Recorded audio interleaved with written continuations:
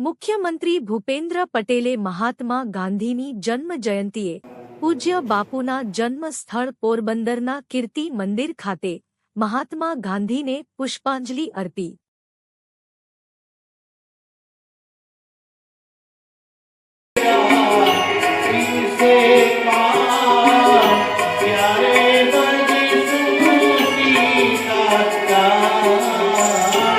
महात्मा गांधी जी ने श्रद्धांजलि अर्पित करता मारा मन में विचार आवे छे के जारे गत सदीनी अंदर दुनियानी अंदर क्रांतिओ थई रही हती, शासनो बदलाई रह्या हता। शासनो बदलवानुं माध्यम ए क्रांतिओ हती। पहलू और बीजू विश्व युद्ध थई चुक्या हता। एवी स्थितिनी अंदर राज्य शासन परिवर्तन माटे अहिंसा एक मार्ग होई शके। ये अहिंसाना मार्गे देश ने आजादीनी राह सीधी, दुनिया ने संदेशो आप्यो। महात्मा गांधी आपेलुं दर्शन ये आज थी 150 वर्ष पहला जे उपयुक्त हतो એટલું જ આજે છે। આપણો દેશ આઝાદીના અમૃતકાળમાં પ્રવેશ્યો છે અને આ અમૃતકાળના મીઠા ફળ આપણને સૌને જેમના ત્યાગ, તપસ્યા અને બલિદાનથી ચાખવા મળે છે તેવા વિશ્વવંદનીય પૂજ્ય બાપુની આજે જન્મ જયંતિ છે। એ મહામાનવના ચરણોમાં कोटि कोटि वंदन करूं छूं।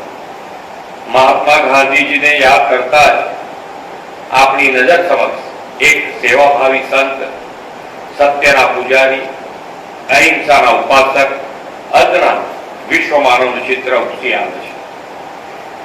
1.5 સદી પહેલા આ માટીમાં જન્મેલા મોહનદાસ ગાંધી આજે સાબરમતીના સંત અને અહિંસાના પૂજારી તરીકે समग्र विश्व में पूजाय छे।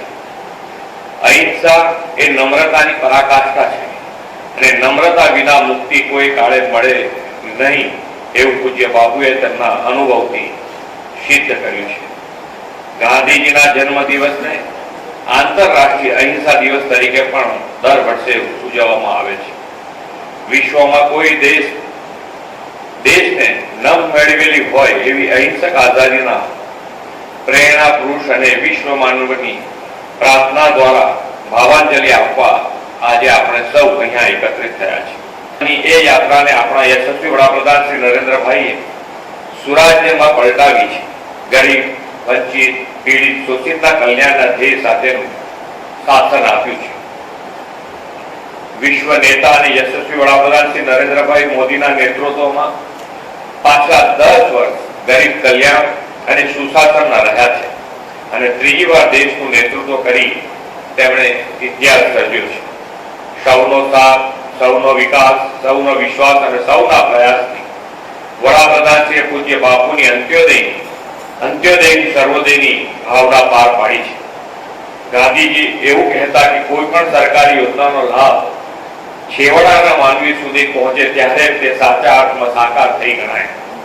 आदरणीय श्री नरेंद्रभाई सरकारी योजना सेच्युरेशन परिपूर्णता नवतर विचार आपीने गांधीजी अंत्योदय विचार ने आत्मसात कर बताव्यो छे।